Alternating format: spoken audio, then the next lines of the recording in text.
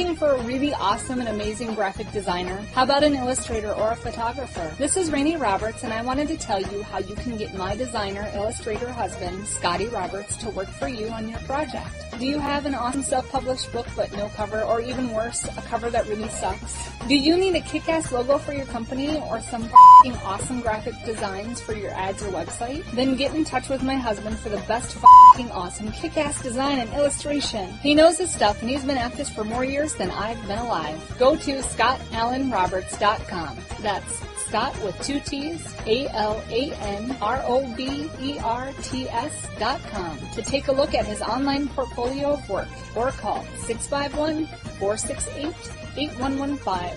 Now go out and kick some ass with some kick-ass graphic design. Hire my dad, so he can take me to Disneyland.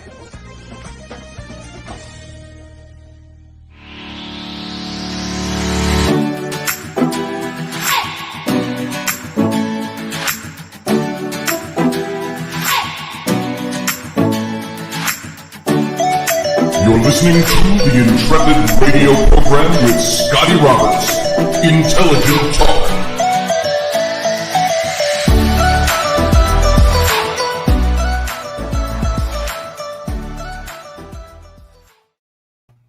Well, happy September 1st, Wednesday evening, folks. Welcome to the program. I am your host, Scotty Roberts. You're listening to my show, the Intrepid radio program, right here on the Odyssey Radio Network.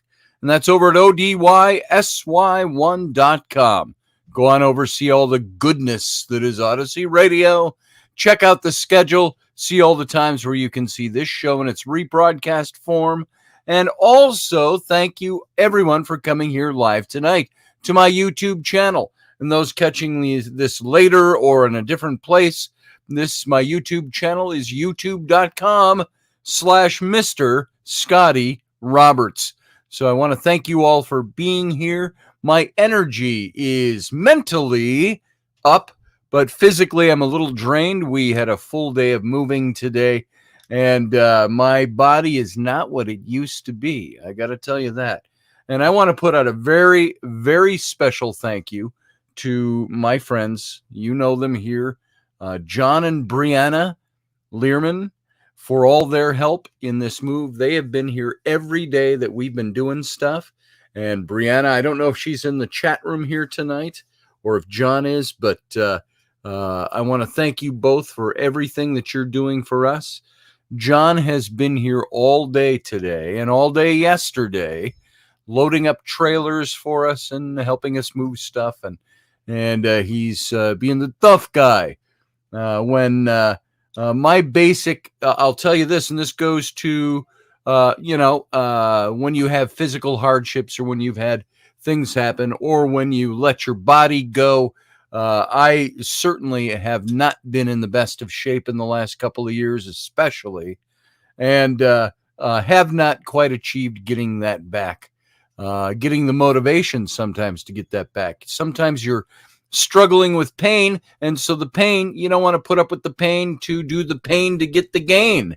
And so the pain prevents me sometimes from going there and just trying to start working out. Or as Doug Stack has done so well, just going out there and walking or something like that. That's been really tough for me.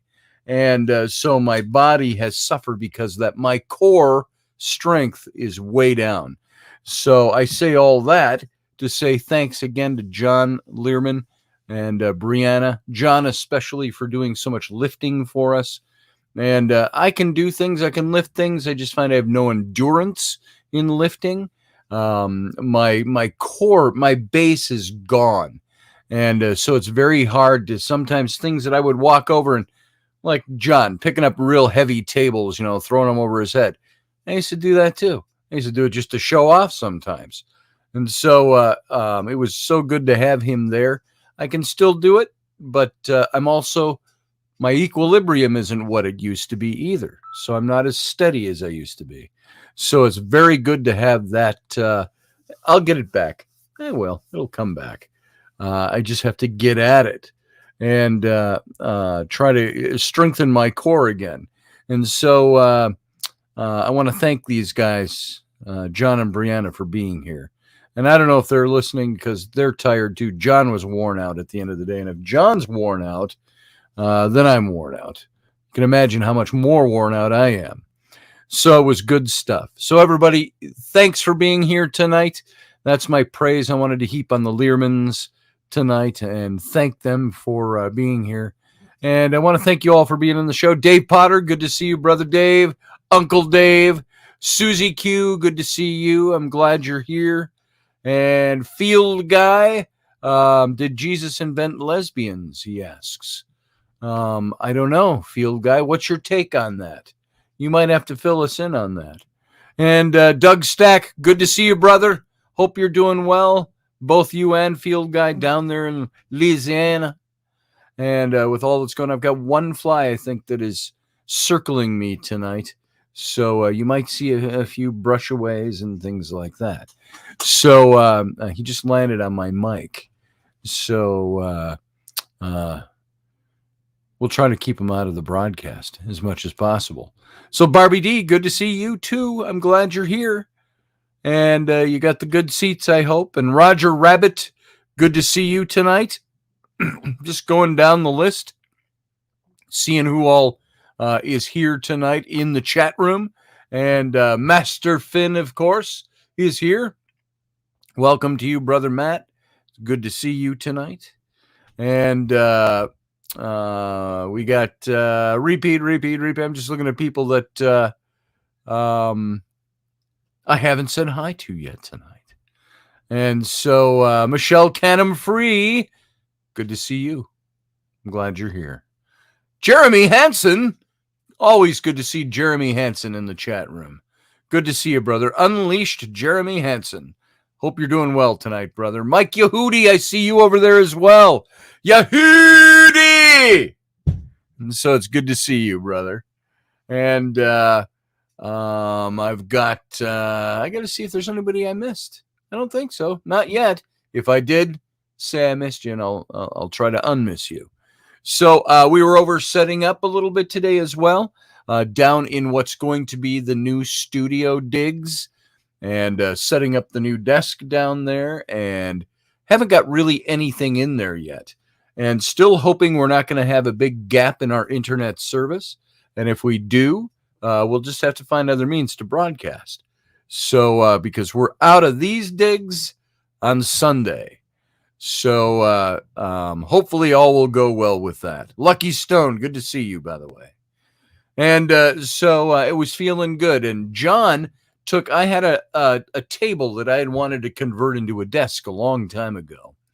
And I actually tried it at one point. It's a long table, 6 feet, a little over 6 feet, and maybe 3 feet wide. And it had a metal base on it and ash-washed gray wood on the top. And I tried that, and the only problem was underneath on the stand, it had a glass shelf underneath, and there was not leg space. So my shins would always hit the underbars. And so John came over last week, grabbed that thing, took it over his place, cut it apart, re-welded it so my legs would fit underneath. I got all kinds of leg space. So we got that down into the studio today, and it's set up. And so it was fantastic. And so, Lucky Stone was trying to hide. Thank you for playing. Now you're public. So good to see you, Lucky Stone. I'm glad you're here. And so the studio's coming along. It'll be fun.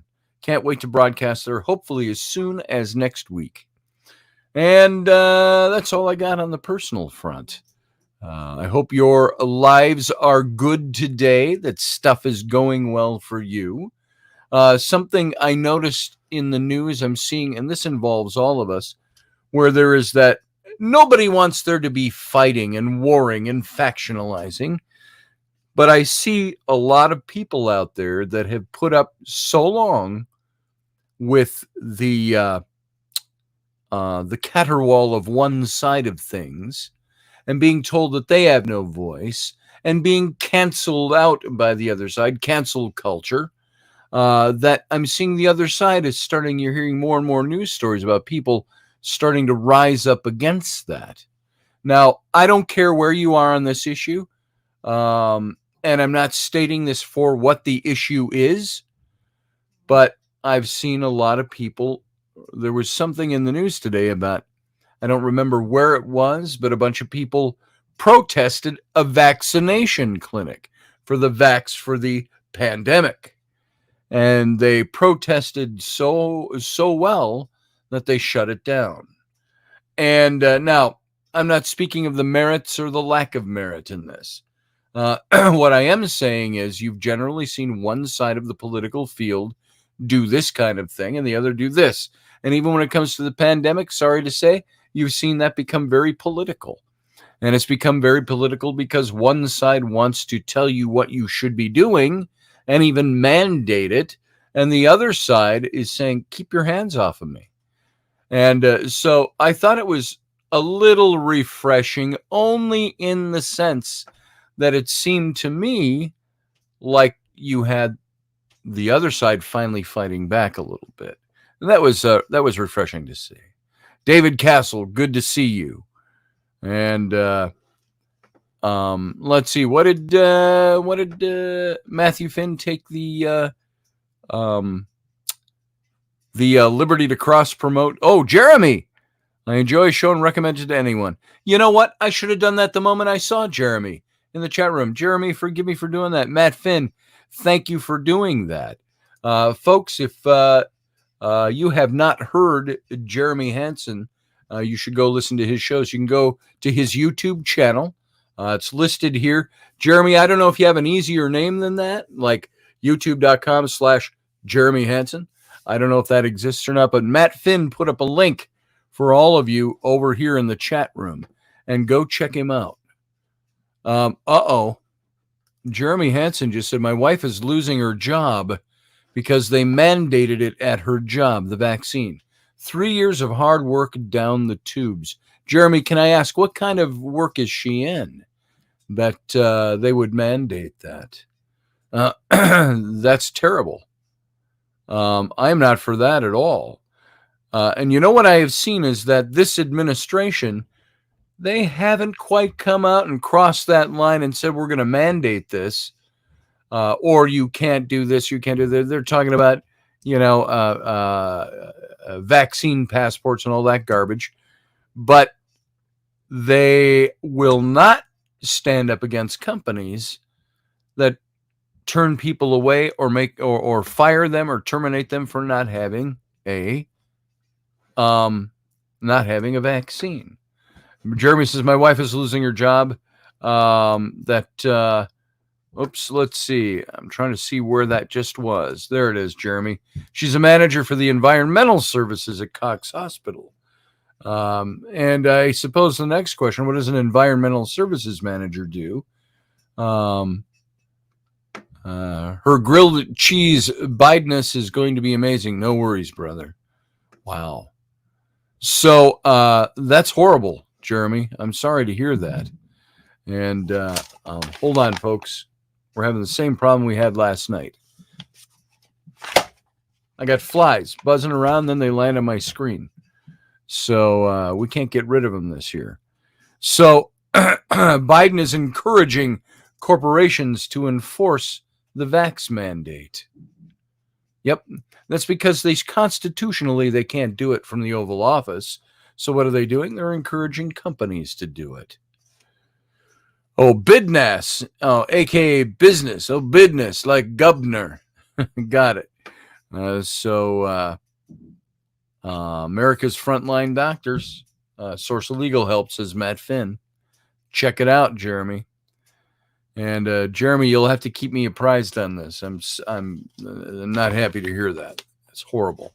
And I think it's a terrible precedent to start setting in America that companies can fire people for not getting vaccinated. That's a little scary all by itself. It's kind of funny that a virus that is survivable by 98.7% of people that get it is something we have to have people losing their jobs over for choosing not to vaccinate. So I have a problem with that. And I've got so many people. I've got one friend in particular that he's become the priest, the great high priest of vaccination and masking. He's out there proselytizing people. And I think, wow. Now, I've always known this guy to be somebody who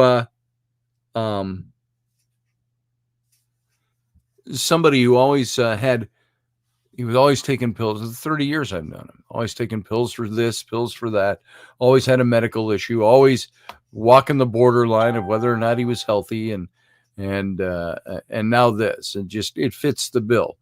I don't say he's a hypochondriac at all, but I do say he's somebody that I've seen struggling all the time with something health-wise. And he's always got to have this done this way and that way. So I thought he was a smart guy, but I don't think he is. That's my opinion. Let's see. I'm interviewing a TV show called Longhorn Paranormal. They are a Scotty Roberts fan. Oh, outstanding. Well, say hi for me. Thank you. Longhorn, I think they're on my Facebook page. And I don't know any of the members personally, unless I know them separately. And I go, oh, you're Longhorn Paranormal. I don't know them personally, so that's always nice to hear. Say hello for me and thank them for me. That's kind of nice to hear. And maybe I'll have to interview them as well. So Scott Allen says, I saw a mask today that said, this mask is useless, and so is yours. There it is. So Roger Rabbit says, vax passports could be positive. The ultimate get out of crap you don't want to do excuse. Oh, we need to go to this party for someone we don't even like. Oops, sorry, no vax passport. Gotta stay home. Well, there you are. Yeah, something like that. Now, our whole family is going to Disney World in 17 days. And my daughters are paying for the whole family to come down. Their families and then their personal families, and then Rainey and I and the kids. And so that's going to be a lot of fun. We'll be down there for a week. They've got us staying in the Wilderness Resort, I think it's called. The Wilderness something. I think it's just Wilderness Resort. Now, I hate when flies come and they just buzz in your face. They don't even go anywhere. It's like they hover in front of you. You move your head and they hover with you. And I hate that. I just get them. So, and there's only like one or two in here tonight. I think I killed most of them. So, but anyway, we're going down to Disney World, and we were really hoping and keeping our fingers crossed that Disney wasn't going to have a big mask mandate again. I'll deal with the masks if I have to, or at least not have a vaccination mandate. So I hope they aren't dumb enough to do that. So until they force implement one for my commerce in lockstep to digital currency. Okay, there you go. I got only part of it. Ryan Gale says my parents might be at Disney at the same time as you. Well, have them look me up. Ryan, probably not going to be able to. We're going to be there from the 18th, I want to say, for a week. 18th to the 25th. Does that sound right? Something like that. So, Doug, I agree with you 100%. It's too effing hot to wear masks, and to be healthy about it. So, my kids' school, they're back at school now, of course, this week. And one thing I noticed was that when we pulled up, some of the kids were wearing masks. So they apparently voted masks optional at our school in Somerset, Wisconsin. And you know what I saw? I didn't see a lot of the teachers on that first day, especially. And then there are teachers that are out every day anyway for dropping off kids. All the teachers were lined up picking up their kids. There wasn't a single teacher I saw wearing a mask. I thought that was up one for freedom and liberty. Not to be, too sing-songy about that. But I thought that was a really good show. I know the school board here had constantly been voting for mandating masks. And some of the people in the community have been really standing up to it. And they said, look, there's over 80% of the parents here that don't want their kids masked, or at least optional. And the school board kept voting against the parents in the neighborhood or in the community. So what did the community do? The community started a recall of, I don't know if it was 2 or 3 members. We live outside that community right now. Our kids go to school there, so we didn't have a right to vote in that community. We weren't allowed to vote because we don't live there. Now, by the way, we're moving back into that community right now. The house we're going into is back in the school district. So we'll be able to vote now. I think we're going to miss the special election for the school board members by just less than 30 days. But all that to say is the people have resisted it, and now they did come up and say that it's mandatory or it's optional, and that's a good thing. I think that's a very good thing. Let's see. Dave Potter, remember December 19th is Talk Like a Pirate Day. Dave Potter's going to come on the show that day. Unless, Dave, we're going to be in Disney World. So I'm not sure if I'll be broadcasting that day. It'll be, maybe I will. It'll be 10 o'clock Eastern time. So maybe we'll be back in our room and I'll be broadcasting. We'll have to see how that goes. I'd have to broadcast from my phone like I did in the makeshift studio down in Louisiana. And hopefully we don't have to do too much of that next week. We'll get installed yet this week. So there you go. And Doug Stack said he had just finished Jeremy's show right as we were coming on. So I'm so glad Jeremy came in. It's always good to see him. And I make it over to his every now and then. So it's pretty cool. Dave Potter said Captain Morgan's guest hosting. Dave, you'll have to tell him who Captain Morgan is, both your alter ego and historically who Captain Morgan was. Some people might not know who the pirate Captain Morgan was, and a very famous pirate. So, well, thank you, Jeremy Hansen. And not just to sound like I'm mimicking you or returning the favor. I love your show as well. I wish I could catch it more often. So thank you very much, Jeremy. I appreciate that. And so there you go. And Morgan Snow is here. Good to see you, Morgan Snow. Glad to have you on board tonight. On the 19th of September, it'll be have a lot more meaning to say glad to have you on board. We're glad to have you on board.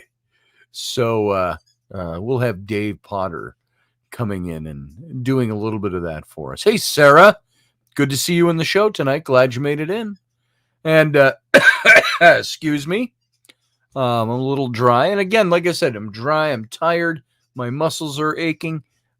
You know what? I take that back. They're not aching. I just feel they're tired right now. They won't ache for 2 days. I'm one of those, you're either a 24-hour person after you work out or a 48-hour person. I tend to be a 48-hour person. And so that 1 day in between, I'm usually pretty good. So I got to keep it up again tomorrow. So there it is. It's kind of the way it works.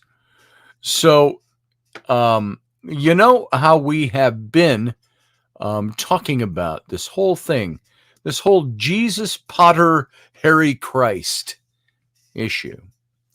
And these are my favorite kinds of topics to talk about when we can dig into a little history about what we say we believe. Remember, a long time on this show, I asked you all and all my listeners, I said, why do you believe what you say you believe? And then the follow-up question, do you actually believe what you say you believe? And I'm speaking more to Judeo-Christian thinkers. Christianity. You say you're a Christian. Can you define what a Christian is? And I was hailing back when I was a youth pastor 30 years ago. I take that back. Almost 40 years ago. No, it was 40 years ago. I was a youth pastor while I was going to seminary, 1980, 81, 82. So that's 40 years ago. And I asked the kids in the youth group, I said, why are you, and of course we were in a Christian church, a Baptist church, and I asked the kids, why are you a Christian? Why do you believe what you say you believe? And I got answers that ranged from, because our family's always been in the church. And I was like, thank you for playing. Wrong answer. I said, why are you a Christian? And we went down because we've always come to this church, because my parents say so, because blah, blah, blah. And so we went on. And so I started a series teaching those kids on Sunday mornings when we had youth class on Sunday mornings. And at activities, we had weekly activities, and we'd always have a little teaching time at the activity. And I would take those opportunities to talk about why we believe what we believe in the church. And of course, years later, I drifted far from the church. I had my issues with it. And so I've looked into other things. And I've wanted to ask these questions, and I've done it in several of the series that we've done on this show over the last 2 years since we've been on Odyssey. Excuse me, and even before that. I do have a cough button, but it's too much hassle to get to it. Here, watch. I can just go like this. If I know I'm... But now you can hear me again. You know why? Because I clicked the cough button. Hold on a second. Got him. And so I'm hoping I'm not damaging my computer screen. I have this lovely, large 27-inch, a big monitor. And when I hit it, it might look harder than it actually is. So I go into all these series because I want us all to think about why we do the things we do, why we believe what we believe. I started studying history, and I found it sometimes it was just a little harder to believe things. And I thought, is that a good thing that I'm doing? Is this something of God? Is it of the devil? Is it something that I shouldn't be doing? Should I be asking questions? And so the more I would look into it, the more I would find that it seemed the things I believed looked an awful lot like the things other people believed in their religions. And for the same reasons, and without the historical backup and the historical makeup. And it's like we said in this series going on right now, that if you have faith that Jesus is actually the Christ, the Son of God, then you're actually going against the historical record, because history doesn't prove that he ever existed.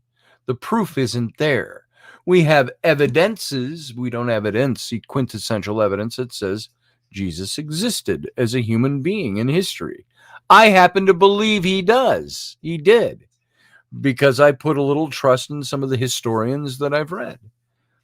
But the big question that always came up for me in various things I was reading is what happened?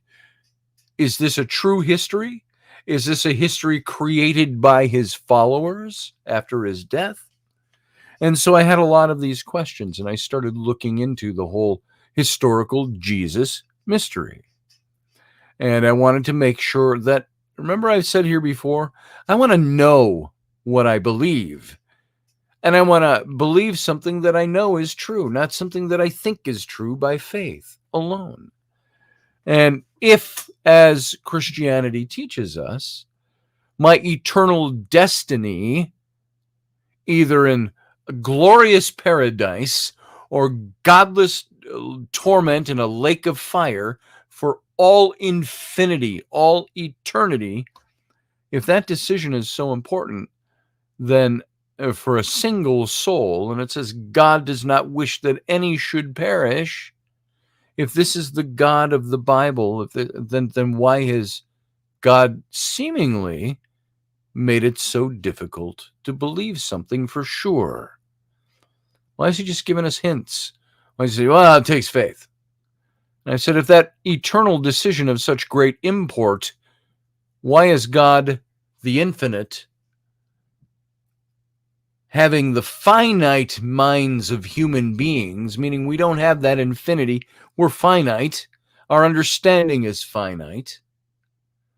Why would he allow a decision of that much import for all eternity to be decided by a finite mind that only has, at best, if you live a normal lifespan, 70 to 100 years to make that decision compared to the infiniteness of God?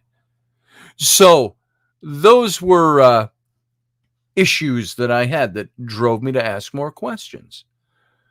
And so we ended up with, and I saw this book entitled Jesus Potter, Harry Christ.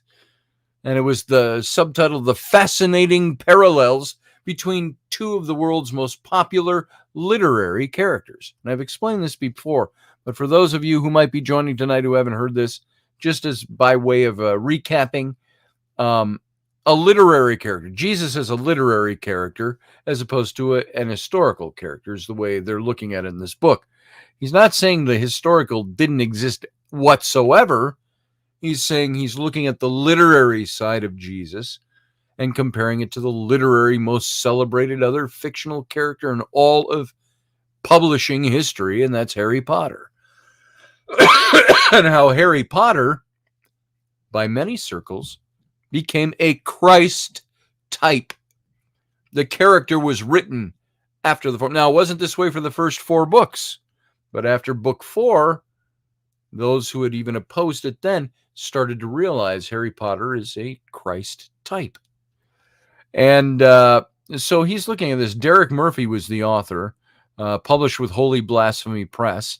And we've been using a lot of his material here to go through as we're talking about this. And so to build the case for this Harry Potter, Jesus Christ, Christ likeness, similarities in literature, we've seen it all through mythology, the mythos type, the mythological type, the Christ, the pre-Jesus Christ types in mythology, through that the literalist Orthodox Church tried to wipe out completely with the Gnostics.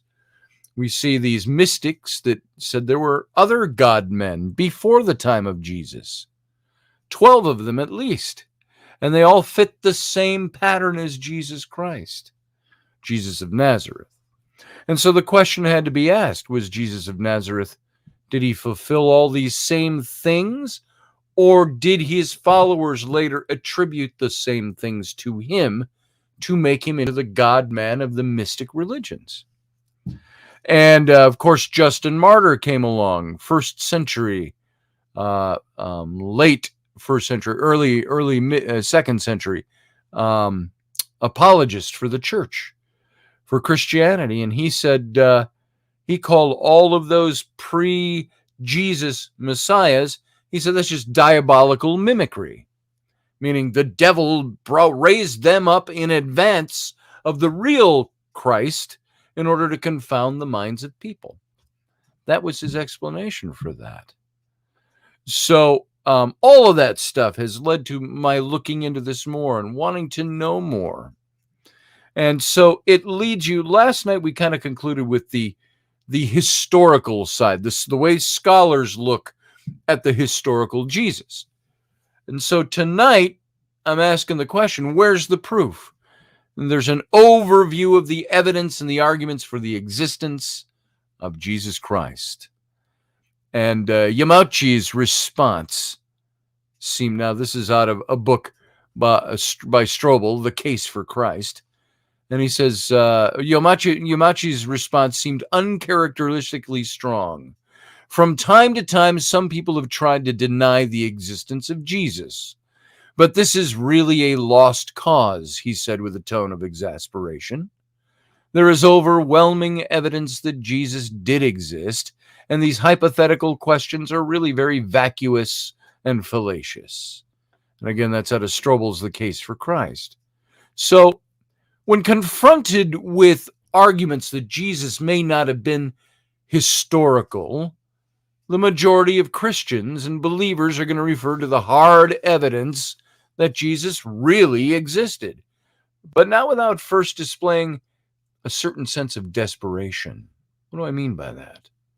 On the one hand, they're right. Any reliable historical records that prove that Jesus was historical would automatically weaken theories to the contrary. But is there really, as Yamauchi said and claims, such overwhelming evidence of the existence of Jesus and humanity? And in fact, even academics that believe in Jesus believe that he was historical, openly acknowledge that there are far too few reliable historical records that refer to Jesus Christ. And the handful that do exist, they maintain are enough. But, and you know, this is kind of the thing where you have to ask if there's any reliable evidence at all. It could be a bottle cap that said Jesus was here, and the bottle cap dates back to the life of Jesus. Is that historical evidence that Jesus actually existed? It's like with King David, when they started finding things in Israel, because there was a lot of people that doubted that King David actually existed, that he was a lot less than the stories that were written about him. And they started they found a coin, a couple of coins, as a matter of fact, in northern Israel that had the inscription of the administration of King David. And it just seems odd. It would be like out in the country, you know, a local office, and they had a coin that was an inscription of the House of David, or the administration of David. And so that's very interesting stuff. Does that prove David existed? Probably does, because it was an extant artifact that was found dating to the time of David in the 10th century BCE. And it was something that was talking about his administration. It was a seal of his administration, or a coin of the administration, or something like that. Which, and I don't have all the information in the top of my head. I'm just thinking about this off the top of my head. And that was very telling about the existence of David. They also found an inscription that spoke of the house of David. So it's very interesting stuff. If there's a house of David, the king of Israel, what does that tell you about the possible historicity of David?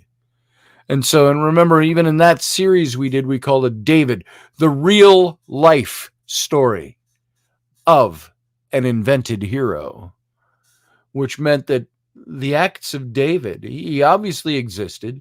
There's no reason to even doubt from the evidence that he was the king of Israel, that he unified all the clans. He was more like a clan chieftain that unified the other clans around him. Think of a King Arthur type. There's a good corollary in history. And so he unified them, maybe even more like a Brian Boru of Ireland, unified under the great high king Brian Boru. And so David did this, but that all the things about his story was apologetic. They were things made up to make him look better than he was, or more than he was. And as the one author I was telling you about, who wrote that book, I'm of the same opinion. If we were to meet King David today, we'd probably not be very impressed with him as a good man. I don't think he was a good man. I think he was a rather caustic character. And all the apologetic writing around him made him look better than he was. So a form of apologetic is, you got to ask the question, did Jesus actually exist, or were these stories created about him? And so as we've seen through all the episodes we've done on this now, at least 11 of them, that the claim that Jesus was mythological rather than historical, and that claim has a long history, and it's been refuted time and time again by Christian apologists, who are often exasperated to learn that there's still some people who won't let that go. The majority of scholars, as well as the general public, whether religious or secular, believe that Jesus Christ was historical, that there was an historical teacher who began the movement. However, the arguments used to support this theory are often a mixture of inferences, deductions, references to common knowledge, and unfounded associations. So, because many readers will have these same concepts nagging in the back of their minds, I think that we have to look at what was written about Jesus. We have to look at what history exists about him. And we have to review all this before we move on even further into this. Hang on. I've got a dry throat too. So we can go on like this. And isn't there a great deal of evidence for the historical Jesus?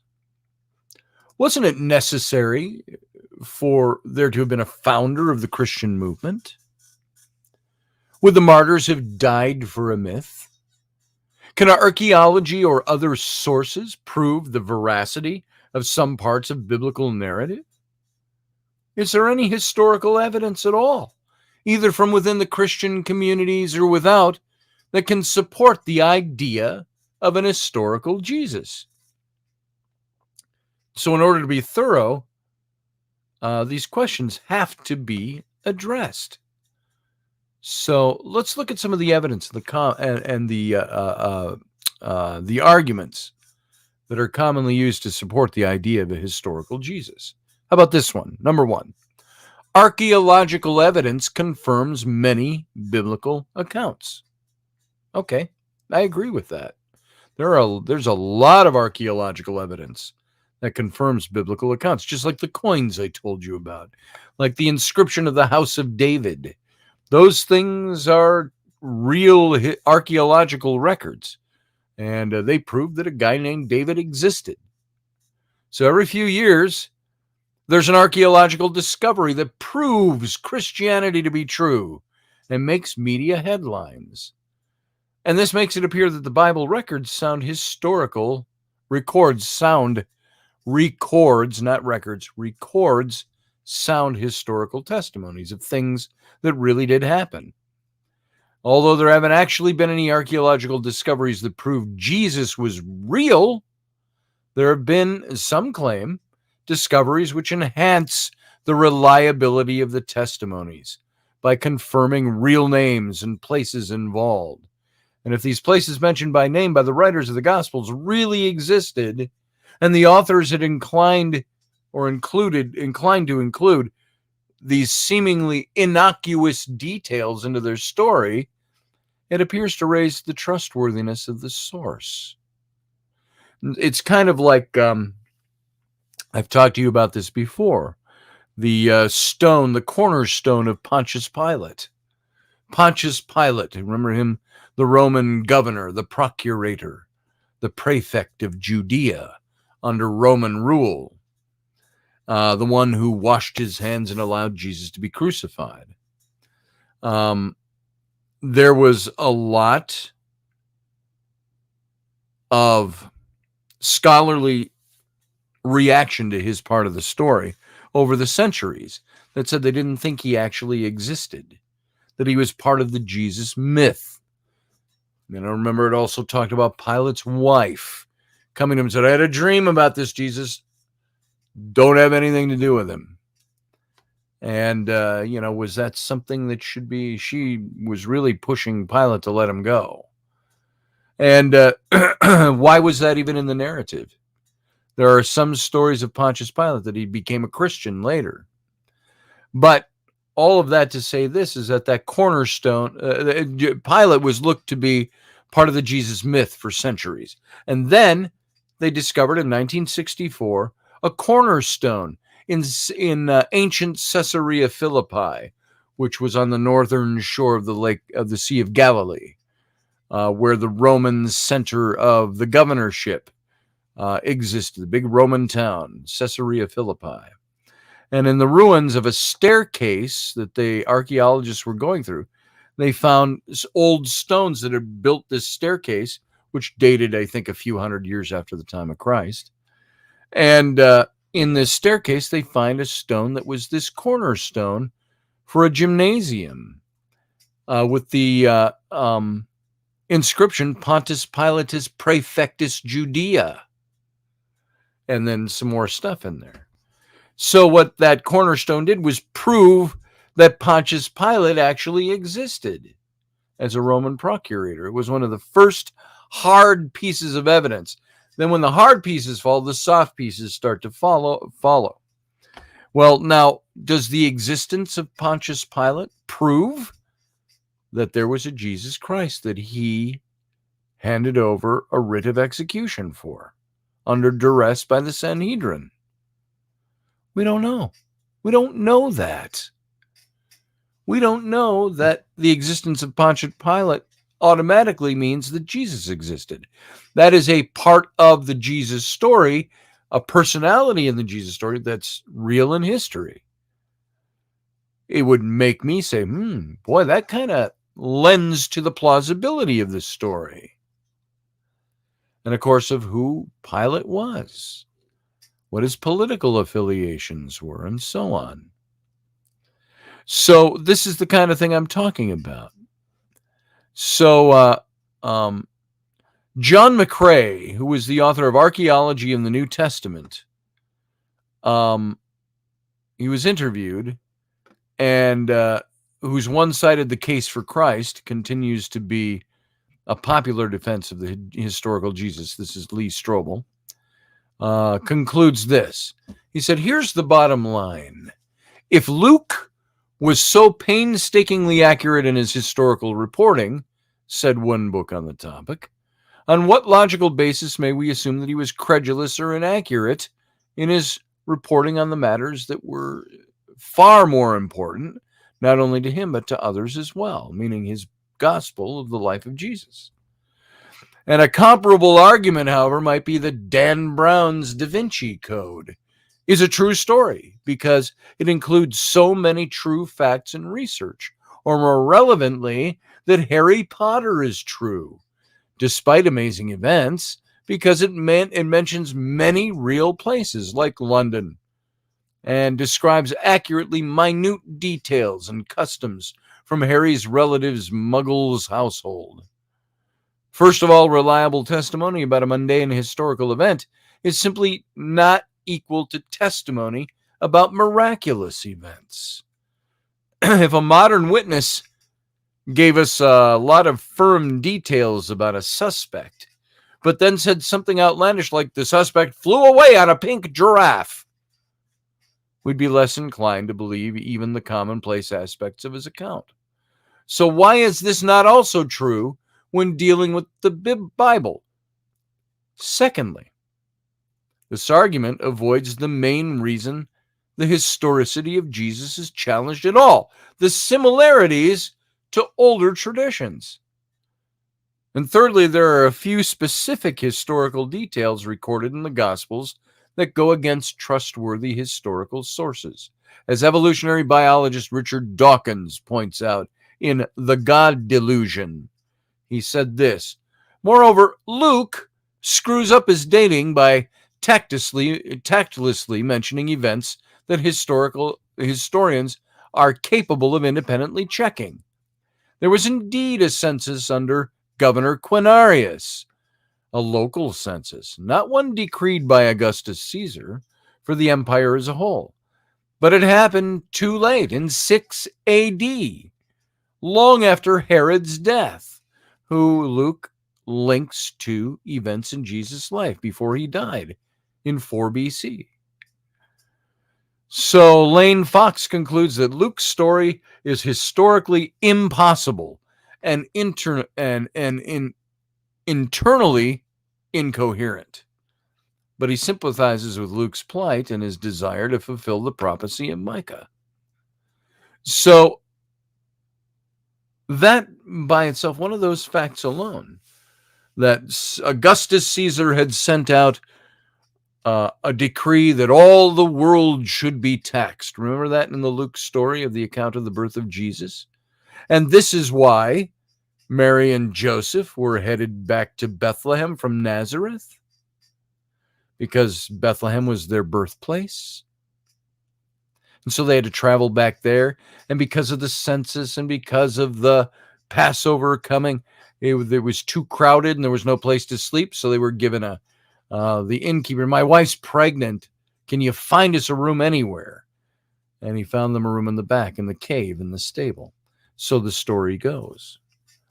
And the problem is that there's no historical record of Augustus Caesar sending out a decree that the entire Roman Empire should be censused, because that's the word, return to their hometowns for a census. An event like that coming forward from Caesar would have records galore, and there are none. But all there is now this would have had taken place in 6 or 7 BCE, according to Luke's account.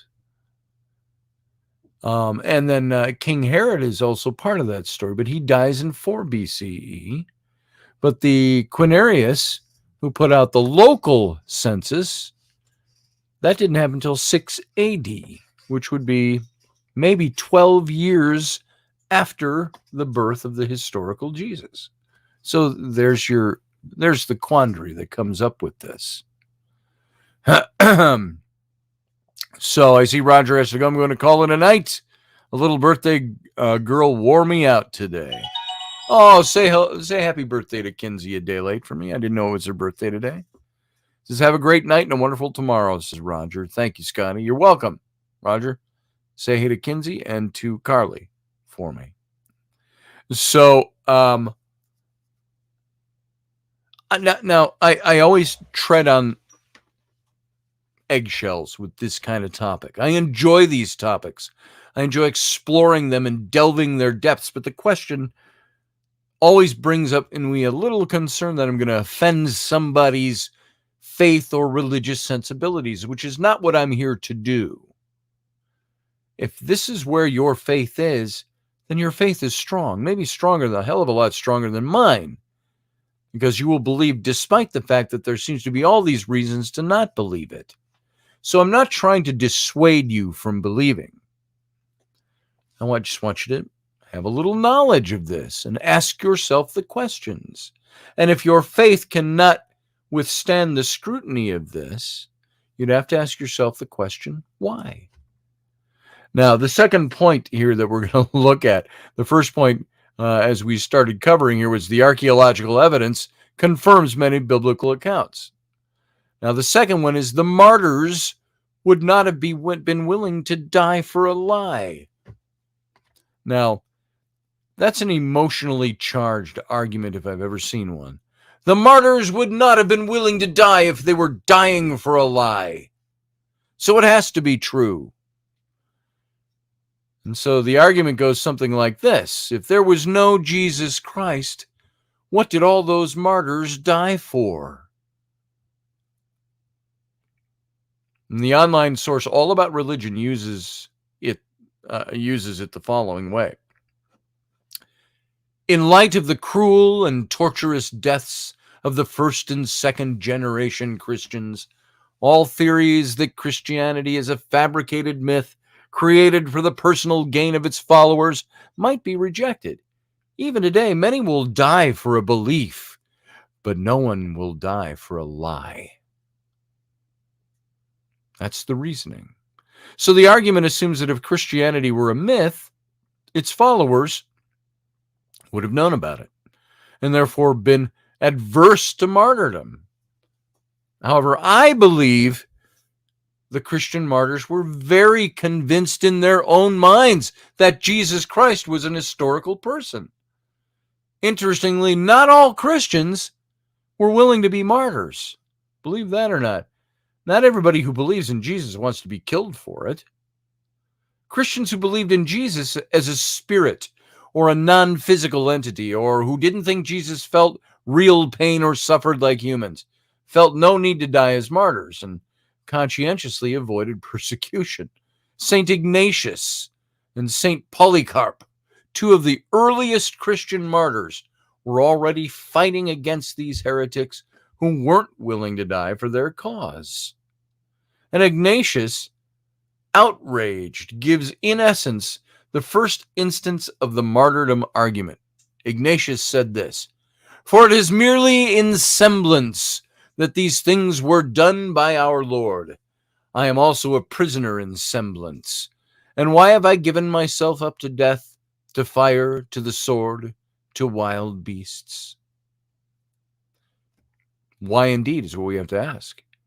If you didn't have an answer to then, so close to the time of Jesus, nor any proof to offer heretics who denied the physicality of Jesus, how could the mere fact of his willingness to die for his beliefs be used as evidence nearly 2,000 years later?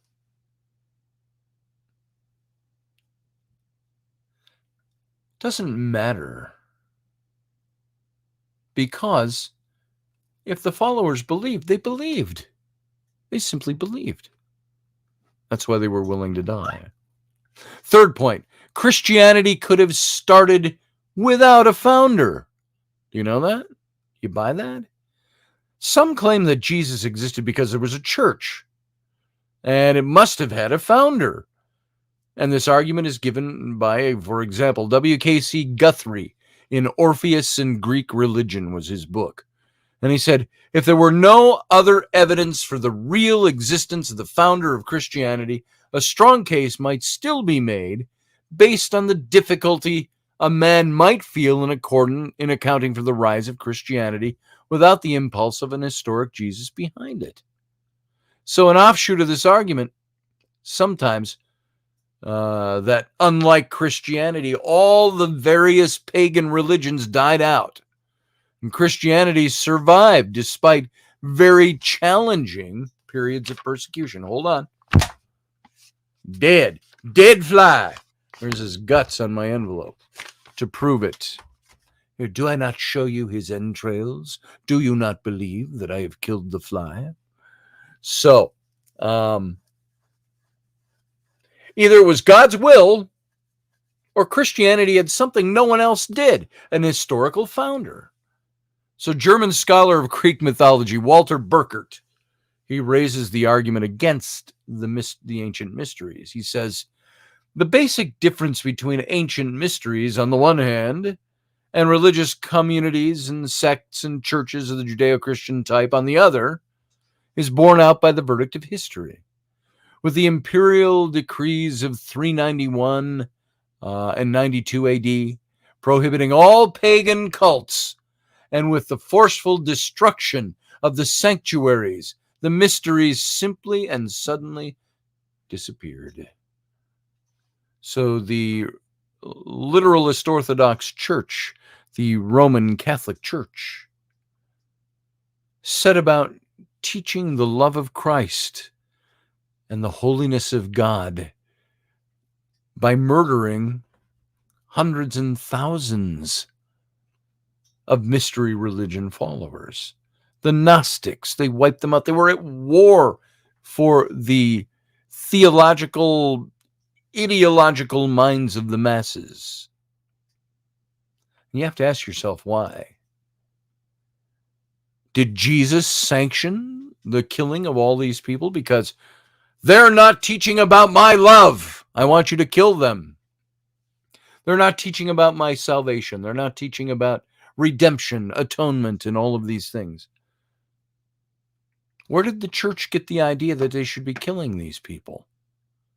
Because they didn't believe. I don't see that mandate coming from Jesus anywhere. The Pharisees once again asked Jesus, what is the greatest commandment? What did Jesus tell them? According to the scripture, he said, to love the Lord your God with all your heart, soul, mind, and strength, and to love your neighbor as yourself. Oh, except unless they're those pesky Gnostic, mystic religious teachers and believers. He never said that. So, notice, however, the contradiction that's implicit here in that quote I just read. The mysteries were first outlawed, and then their sanctuaries were forcibly destroyed by the literalist Orthodox Church. After which Burkert makes it sound like the disappearance of the mysteries was mysterious and unexplainable. It was nothing of the sort. Not irrelevant to the survival of Christianity is the fact that the early Christian church had both a fixed authority and an organizational structure, not to mention a great deal of wealth, and that all traces of paganisms were either destroyed or assimilated into the church. And this, more than a physical founder, can account for the preservation of the church. And there's more of these, folks. We got more of this to cover. Maybe if I didn't have other commentary at the beginning of the show, we'd get through this faster. If I did 2 hours a day, we'd have gotten through this material long before. I hope you're enjoying it because I only do an hour a day. And right now, I'm so fried in my brain, I don't think I could do another hour if I wanted to. Well, yeah, I could. I always can. I'm not going to crumble and fall apart in front of you on the radio here. So I just need to go to sleep. So Lucky Stone says, didn't Jesus sanction the killing the Good Samaritan because he wasn't a good Hebrew? No, he didn't. Jesus said, be like the Good Samaritan who helped the man who didn't believe the way he believed. As a matter of fact, the Samaritans, they were, you know who the Samaritans were historically. They were those people who lived in that middle land between Judea on the south and Israel in the north. And because Israel and Judea weren't the same country at one time. And Samaria was that place in the middle. And Samaria had its own temple, even. Where the temple was in Jerusalem, just a few miles to the south, Samaria had their own temple.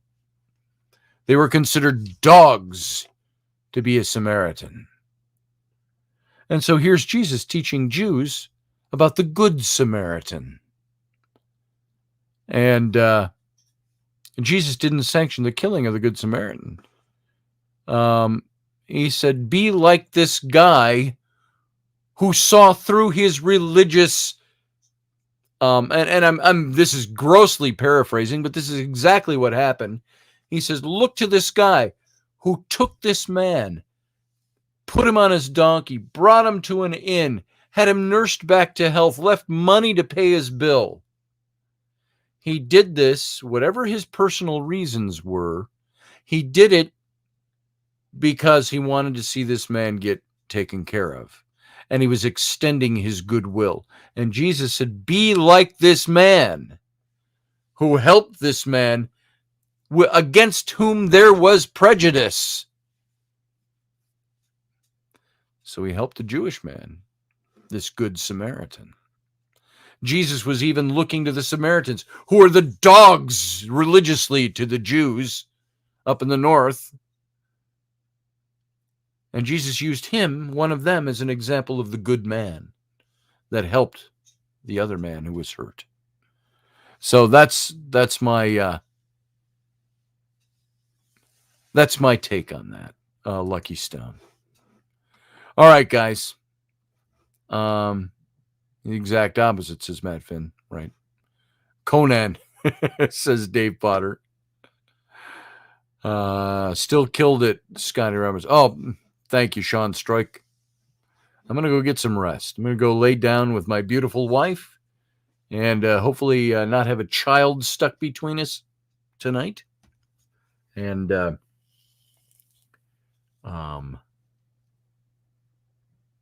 have a nice... it's nothing better than putting your arms around the person you love when you're going to sleep. That's nice. Some people will say there's nothing nicer than pushing that person to the other side of the bed so you don't get woken up by their touch. I'm not talking anything, la-di-da-da here. I'm just saying, be nice to hug my wife and go to sleep. So, folks, thanks for being here. You don't know how much I appreciate the fact that you give me your time and you show up and you're part of this. If you want to be part of this channel, hit the join button down below. You can see what to do. I appreciate the fact that you come in here and you're here every night. So thanks again. Guys, you know what? You have a great night now. And I'm just going to say, live long and prosper.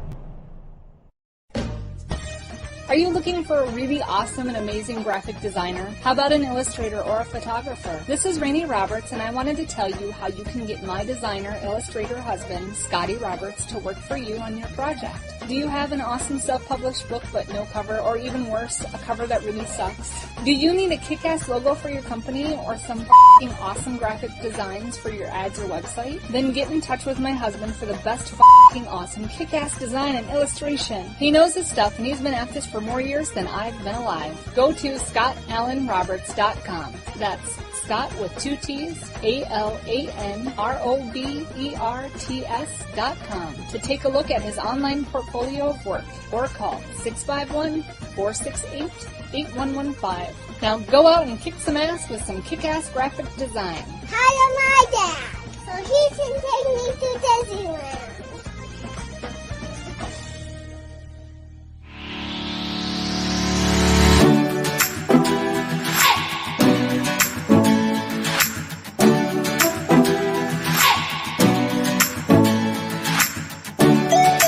You're listening to the Intrepid radio program with Scotty Roberts. Intelligent Talk.